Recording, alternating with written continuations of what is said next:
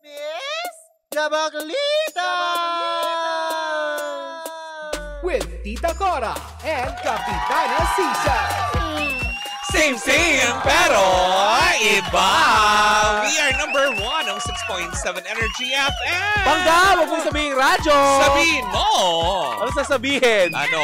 Na-distract ako kay Aling Ason. Isang magandang umaga, Metro 1 Mega Manila. Kayo patuloy pa rin po nagkatutok, syempre sa Energy FM.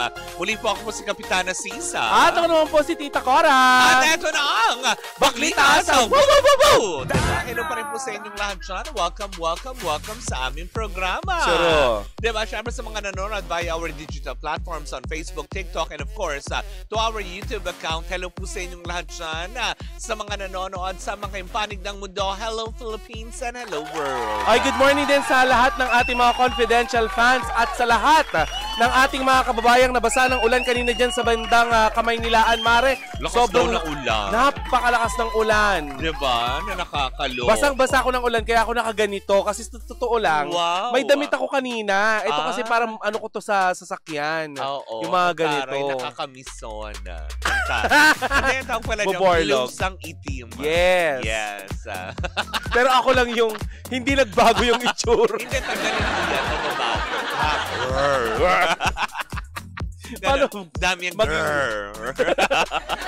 Makikita yung mga kalmot ni Wilbery. But anyways, naku mga pangga, kung kayo walang ginagawa para sa mga araw na ito at medyo bored kayo, aba, diba? Kung hiling nyo lang din naman mag-tongits at iba pa, well, tara na sa Game Zone. Unbelievable sa Game Zone dahil you can play real tongits with real people for free. May chance ka rin pa rin makisplit over 34 million pesos ang papremyo at makakuha ng 14,640 pesos na daily Daily yan, prize. Yes. Uy, nakakaloka, Mare. Alam mo ba na ang makukuhang cash credit ay pwede mo rin gamitin panlaro sa kahit anong game? Pwede mo rin i-cash out. Ako, G ka na ba? Ay, G. Since may dalawang event araw-araw, bisitahin na ang gzone.ph sa kanilang social media account, sa kanilang Facebook, Instagram at TikTok na may username na @TaraGameZone. Kung G ka na sa Tong Instara Game Zone, dapat ang gaming fun lang. Visit pancor.ph/regulatory or you can email them at keepitfun@pancor.ph. Promo runs from January 1 to December 31, 2025. EGLD reference number MKTG 2024-2564. Ang gatandaan na gaming is for 21 years old and above only. Gambling can be addictive and know when to stop. Para speaking of know when to stop, kahapon nga ay nagkaroon tayo ng pagkakataon na makapanayam itong presidente ng Bingo Plus, ng Digi Plus. At syempre, yung mas mataas pa sa presidente. Oo. Diba? At nakapanayam kahapon ang president ng AB Leisure na si Mr. Jasper Vicencio kung saan nga naman tayo naimbitahan kahapon dyan sa VGC para saksihan ang blood compact. Wow! hindi sila magpupunit ng sedula. Hindi pala magpipigwas. Hindi, di ba? Nasaksihan natin ang contract signing between Digi Plus at ng Philippine First. Ayan, ang insurance company na kung saan nga naman magbibigay seguridad sa lahat ng ating mga players. Tama ba yung pagkakarinig ko kahapon? 1 milyon? Oo, yung security. Oh my God! Kumaga sa lahat po ng mga naglalaro ng, alam mo yun, sa mga may app ng Bingo Plus, hindi ba? Alam mo yun, wala na kayong dapat ikatakot, wala kayong pangamba na baka mawala ang inyong mga pera, hindi. Dahil sa pag-contract signing or sa pagpirma ng Philippine First with Digi Plus, sila ay magiging kaagapay natin para maprotektahan ang ating mga, alam mo yun, munting mga puhunan, yes. diba? Na kung saan nga naman ito yung, alam mo yun, naka-insured. Para din ito maring PDIC ng bangko. At saka Mare, isa sa mga natutunan ko dun kahapon, merong programa ang Digi Plus sa lahat ng mga, alam mo yun, nalululong. Correct. Oo. 'Di ba? Meron din silang mga gano'n na paggabay para po doon sa mga talagang hindi na makontrol ang kanilang alam mo yun, paglalaro, bibigyan kayo ng gabay kung saan nga naman para kayo ay mabigyan ng puntos on for you to know when to stop. Yes. Diba? Tsaka hindi lang yun, Mare, para sa ilang mga detalye, meron tayong ginawa kahapon na pakikipagpanayam o pakikipanayam sa lahat ng mga bisita dyan. Oo. Kung saan may mga sikat na artista na nakausap natin kahapon. Na syempre, ang Correct. presidente ng DG Plus, walang iba kundi si Sir Jasper Vicencio. Diba? Kaya nga naman, para sa iba pa mga detalye patungkol dito sa aming binanggit at aming pinuntahan kahapon, well, malalaman niyo po yan sa pagpo-post din ng Bingo Plus, ng Arena Plus at ng Game Zone at ng buong DG Plus team para sa mga detalye patungkol dito sa aming sinasabi na dagdag proteksyon para sa lahat ng mga manlalaro. Correct. It's a good news, guys, diba? Oo. Naka-insured ang inyong pera pag biglang nawala, paka. Diba? For a maximum of 1 million pesos ang pwedeng ibalik ng Philippine First sa inyong mga accounts in case lang naman. Diba? Oo. Ay, kahapon, Mare, no? Speaking of in case, no? In case, no? Sinegway sa in case. Kahapon ay nakausap natin nga itong si Ma'am Lida Aquino at may pinapabati siya. Correct. Ma'am Lida, sino nga yung pinababati mo? Hulaan nga natin kasi hindi ko maalala pero letter L yung pangalan. Lily? Hindi. Lilet. Ganon. Lilia? Lija? Oo, nakakaloka. Luleng? Ma'am Lid, sino nga yung pinababati mo na nakikinig sa atin? Pero habang binabati natin yan, Mare, batiin ko lang din ang happy birthday si Miss Lay Aliquiza. Kagas, ang pagbati ay mula kay Miss Pasita. Ayan. Happy birthday po. Hello po sa inyong lahat dyan. At syempre sa lahat pa din po ng mga nanonood sa atin. At syempre sa mga taga Sitio 3 dyan sa may Mandaluyong City. Hello po sa inyong lahat dyan. Oo. Ay, Mare, ang ating bakli task for today's video. Yes! Ang ating baklitas. Leti! Oo. Si Ma'am Leti Aquino. Leti na nag-message na. Oo. Ayan, si Ma'am Leti. Hello po. Maraming salamat po sa laging pag-antabay po ninyo. Kasi siya daw yung memoryado mula umagang programa hanggang gabi na nakatutok sa atin. Maraming salamat po, Ma'am Leti Aquino. Alam niya daw na wala tayong color bar at saka ending yung tugtugan dito sa Energy FM. Hinihintay daw niya. Ay, nako, Oo, nakakaloka. kaso wala. Kanina may nagpapabati dito, binura lahat, nag-flood kasi. Okay. Anyway, pasensya naman. Nabura Hindi natin agad. nakita. Nagtampo ang lolo mo. Ay, ang ating baklitas for today's video. Oo. Anong masasabi nyo Saan? sa pagbibitiw sa pwesto ng dating speaker na sino bang speaker natin dati? Si Martin Romualdez. Correct. Grabe naman. Sa Congress. Oo. Anong masasabi niyo sa kanyang pagbibitiw at anong masasabi niyo sa mga binitawang pahayag ni Kiko Barsaga? Ayan, ni Congressman Kiko Barsaga. Oo. Ha? Nakakaloka. Ang gulo-gulo nila. Oo. Talagang Meow. it's more fun in the Philippines. Oo. Meow, sabi ni Kiko Barsaga. Diba? Elizabeth Corpus, hello sa'yo. Ano masasabi mo sa ating baklitas for today's? Ay, mamaya, Mare, meron silang chance na manalo ng 5 movie ticket. Yes, para sa ating advanced screening ng Minamahal, ang 100 bulaklak para kay Luna. Happening on Monday yan sa SM Mega Mall Cinema 2, of course, produced by Viva Films. Diba? Yes. Kaya nga naman ako naman din sa inyo, tandaan nyo na yung mga numero dapat inyong tawagan na 8721-2429, 8721-2429. At syempre, ang 7001-7949. Again, that's 7001-7949. Oo, na kailangan nyo lang din sagutin na. O, diba? Itong hanging question. Sino ang mga bida sa pelikulang Minamahal? Napakadali pwede na magsipagtawag, Diba? Na nakakaloka. Pero Mare, eto na ang ating Baklatest! Ako, nakakaloka to the highest level, Mare. Naging balang lahat. Dahil? Magpaulan. Wow! Ay! Gusto mo ba yung nauulanan ka? Yung ginaganon. Sige pa. Yung nababasa ka Sagad sa na yan. ulan. Oo. Parang yun na yun. Oo. Tumitingala talaga ako pag ganon. Ito yun na yun. Tapos tinitignan ko yung kaulapan. Wala namang itatagal yan. Ganon. Yung ulan, di ba? Minsan kasi mabilis lang yung ulan. Daan lang eh. Nagpasingaw lang ng lupa. Pero eto na nga. Dinagtaan lang ang tigang na lupa. Dinaanan lang. Ayaw mo tumigil, pak. Di binasa ka. Tapos. Pero eto na nga, di ba? Talagang medyo na-shock ang lahat na magpaulan ng salapi Sino? Wow! Hindi ang congressman. Sino nga? Hindi rin ang DPWH. Lalong hindi. Oo. Nagpaulan ng papremyo si Meme Vice Ganda sa Showtime. Matapos kasi magkaroon ng abirya sa kanilang laro-laro pick segment. O, diba? Na nakakaloka. Magkano si yung Vice pinamigay niya, Level. Mare? Ay, nagdagdag lang naman siya ng additional 50,000 pesos. Wow. Kumbaga ginawa niyang 100,000 pesos ang jackpot prize. Teka, O, anong diba? pagkakamali ba ito? Itong Kasi yung nangyari? una sa laro-laro pick na ito, humingi nga siya ng paumanhin, di ba? Kung saan nga naman nagkaroon ng technicalities dahil nga sa pagpili na kung sino nga ang maglalaro para sa jackpot round.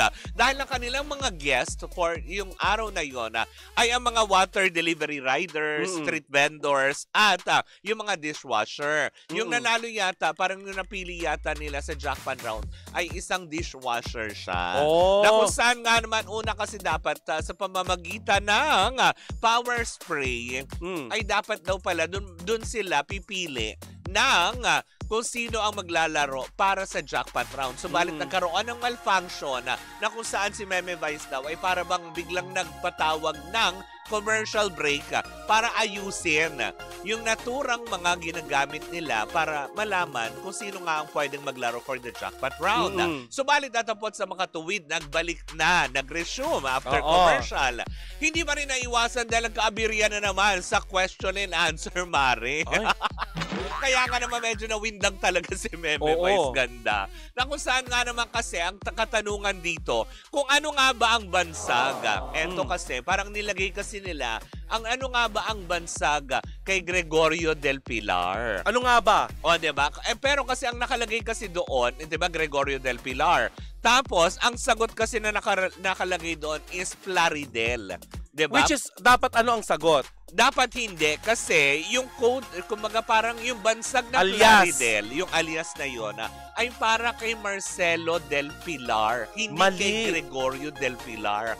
On national TV, agarang humingi ng paumanhin si Meme Vice dahil nga sa magkasunod na kapalpakan during the show at gusto talaga niyang tumambling ng gusto, ay talaga nga naman sinaluduhan daw ng mga ilang guro yung pagkokorek ni Vice sa national TV na mga impormasyon na ito. Hindi ba? Kasi si Marcelo del Pilar ay parte ng ating kasaysayan. Diba? Na kung saan nga naman hindi rin basta-basta pwede tayo mag-mislead ng mga impormasyon lalo pat yung mga tao nanonood at may mga kabataan din nanonood. Correct. Kaya agaran itong History ang pinag-uusapan dito, Mare. Yun kasi yung mga question. Bakit naman kasi isinama-sama niyo pa kung alam niyo naman mali? Yung lalo yung mga nag-isip nun. Ay, kung tayo ay naaano, kung tayo ay naiimbe at medyo tumaas ang kilay at medyo nadismaya doon. Ano pa kayo si Meme? Baka na-award, di ba? Awarding sigurado, ceremony. pagkatapos ng show. Pero maintindihan naman natin kung sakaling mang-award man siya. Kasi national TV itong pinag-uusapan natin. Pero agaran naman humingi ng paumanhin si Meme Vice. Bagkos ang 50,000 pesos na jackpot prize na ipamimigay supposedly for the Laro-Laro Pick ay kanyang dinoble at ginawang 100,000 pesos that day ang pinamimigay. Alam mo tama yung komento nitong si Mario Palmera. Maswerte sila at si Meme Vice Ganda ang business unit head nila. Kung si Willie Rebillame yan, ay di lahat kayo bukas walang trabaho. hindi lang yun. On national TV, pahiyang-pahiya talaga kayo. Talaga bang ito yun? Ganon. Paano nga ulit, Marin, dumaan sa harapan ng camera? Uy, wag tayo. May kanta siya sa atin ngayon. Okay. Mabait na siya. Mabait na ba siya? Ay, sorry po. Okay lang dumaan kay sa harap Okay ng na camera. siya. Oo, walang problema. Diba? Okay na siya sa atin ngayon. Kaya nga naman nagbabalik limelight ang Kuya Will mo. Kasi nga naman, diba, sa kanyang bagong tugtugin na naririnig sa Energy FM. Pero yun na nga, sabi nga, tama, may punto rin naman. Kasi diba, hindi rin maiiwasan kasi very perfectionist naman si Kuya Will pagdating sa show. Pero at least ito, kasi nga kung magkakaya din daw pala dinoble, Mare. Kasi ito palang dishwasher na naglaro para dito sa jackpot round na ito, ay para meron siyang kamag-anak, I don't know kung lola or ano, na may sakit na nangangailangan ng pondo. Komento ito ni Dave Ronquillo. Sabi sa FB, di raw malalaman ni Will kasi di naman niya alam ang history. Hoy. Ay, nako, Dave Huwag Ronquillo. kayong ganon, Dave Ronquillo. Baka naman ngayon nagre-review na. Oo, baka naman may ano na siya. May malay nyo naman dahil sa kanta ni Kuya Will, ma-interview natin siya dito. Diba? Why not? At tignan natin kung magagalit siya pag may dumaan sa harapan ng camera. Diba? Baka naman di na siya irritable ngayon. Susubukan natin ang kanyang pasensya. Oo, at syempre tatanungin natin kung kung okay na ba sila ni Christy Fermin. Pwede, diba? Why not? Pero yun na nga, talagang hinangaan nga naman ng kumbaga yung kanyang alam mo yun, pag-compose ng kanyang sarili na hindi nagpakita ng galit sa kanyang produksyon. Bagkus ay kanyang ikinorek ito.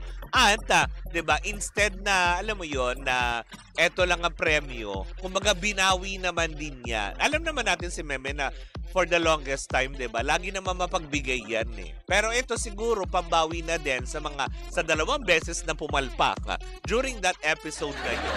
Siguro ito na lang din yung pambawi. Sige. Alam mo, Mare, kasi mamaya ganito. tayo mag-uusap kung kanino natin ibabawas ito. Ang hindi ko, ang iniisip ko ngayon, hindi ko maiwaglit sa isipan ko. Kasi alam ko na 2 channel or 2 network yung nag-merge upang nang sa ganun ay magtrabaho para sa It's Showtime. May mga writers yata na galing din ng 7. So, ngayon may nag-comment dito sa atin. Mga taga-kabila yung mga epal na yan.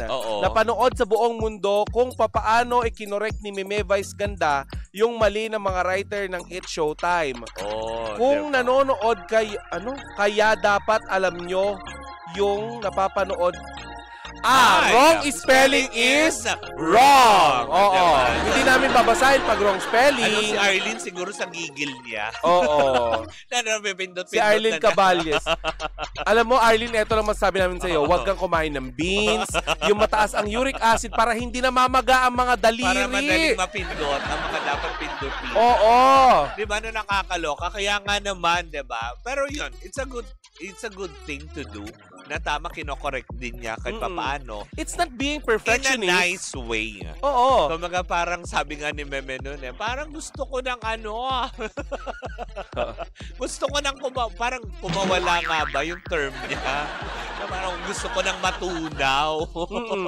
Hindi ito paging perfectionist kasi alam naman natin na live TV yun eh. Correct. Live telecast yun. Diba? So kung i-correct man kayo dahil dun sa kapalpakan na yun, fault nyo yun. Para maiwasan, next time, wag nang ganon. Hindi, tsaka maganda yung kasi Mare, na kahit papano sa mga ganitong noontime show, hindi lang naman sa hindi lang naman sa Showtime, kundi siguro sa Itbulaga din, yung nagsisingit kayo unti-unti ng mga information ng history on what happened kasi nakakaligtaan na nating lahat yan. Correct. Diba? Napaka-informative nun Sa sobrang modern na ng panahon ngayon, diba? Halos lahat is cellphone. Pag tinanong mo nga dyan, kilala niyo ba sila Melchora Aquino? Kilala niyo ba yung ating mga pambansang bayani? Sila Apolinario Mabini, diba? Kilala niyo ba ito? Naku, diba? yung iba, hindi na nila kilala. Mas kilala pa nila si Queen Dura. Diba? Ay, naku, bakit? At saka si Perlas. Diba na nakakaloka? Ay, but anyway, Mare, yun na nga, hindi naman sila pinahiya. Hindi naman pinahiya yung mga staff. In fairness kay Meme. In fairness naman. Naging Pero, professional pa din naman siya. Yun ang gusto kong sabihin kanina. At least na-handle niya yun in professional way. At nagpakumbaba agad. At syempre bilang pambawi, dinoble nila ang premyo na pinamimigay that day para sa segment na Laro-Laro Pick. Alam mo, Mare, sa production, ito wala naman tayong gustong saktan ng kalooban dito. Yes. Pero sa totoo lang, kapag live telecast kasi, lalo na sa TV, pwede rin naman sa radyo, ganyan, bawal talaga dyan ang tatanga-tanga, yung tangaw-tangaw. Diba? Yung lutang. Lutang. Kasi national, yan live live broadcast yan. Hindi ka basta pwede magbigay ng maling impormasyon kasi, alam mo yun, gaya nga ng nangyayari kay Meme Vice, ang hirap bawiin nung pagkakamali na yun. Correct. Although na-correct. Na-correct nila yung impormasyon. Hindi na pinanindigan. Oo. Pero kasi nasabi na yung mali agad. Kumbaga napahiya na sila, nagkamali, 'di ba? Kaya yun lang, ingat lang din tayo syempre doon, lalo sa production nila, 'di ba? At masarap makapanood ng TV show or ng TV show nga na kayang mag-own ng kanilang pagkakamali yung mga host. Accountability. Yes, may accountability. Na, 'di ba? Kumbaga parang alam nila kung saan sila nagkamali at nagpakumbaba naman para humingi ng paumanhin sa lahat ng mga manonood. May comment si Adel Bernal. Si Gregorio del Pilar, Goryo po. Goryo. Yun. Oo. Si Marcelo H. Del Pilar, Yan, Plaridel. Oh, diba? Sometimes, Thank walang you. time sila for research eh. O, diba? Thank you so Nako. much, Adel. O, diba? Nare-refresh yung ating history. Sabi ni Mart, sana all may accountability, yung mga congressman. Oy, Kaya yes! meron. Si Meme lang ang namimigay ng dagdag premyo. Doon lang tayo sa Vice, walang Oo. Congress. Doon lang tayo kay Vice. Huwag na Oo. tayo pumunta sa Kongreso kasi hindi naman sila namimigay. Uy, pero mamaya sa ating Sila pagbabalik, lang ang naghahatian. ang pag-uusapan natin ay tungkol din sa mga nasa Kongreso. Oh my gosh. Yun naman Diba? yan. Goyo po kaya may film na Goyo po. Goryo. Goryo o Goyo? Baka Goryo. Goryo? Diba? Sabi ni Dave Ronquillo. Gaya? Gia. Si Gaya. Nandito na sa Pilipinas ulit. Sino si Gaya? Wala na. Jaya yun. Jaya. Okay. Oo. Mali. But anyways, ako mga banggayan po muna ang ating unang chika para sa ating Baklitas for the day, diba? Sa aming pagbabalik, Oo. isang mainit at umatigabong chikahan na naman ng dala-dala ng dalawang bakla. Muli po ako po si Kapitana Sisa. At ako naman po si Tita Cora. And we are still Same, pero iba. Tuloy-tuloy pa rin po ang ating tugtugan. Siyempre, dito po lamang yan sa number 106.7 Energy FM. Pag daw wag mo sabihin radyo. Sabihin mo! Energy!